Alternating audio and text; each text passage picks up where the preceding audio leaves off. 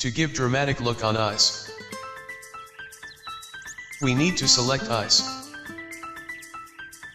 I am using pen tool for it.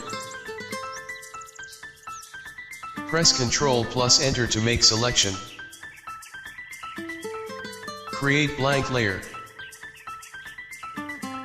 Make sure foreground color is white. Press Alt plus Delete to fill selection. Press Ctrl plus D to deselect. Go to Filter, Blur, Gaussian Blur. Make radius 2 pixels and hit OK. Change blend mode from normal to overlay. Reduce fill opacity to 75%. Here is image eyes before and after. Smash like and subscribe if you like video.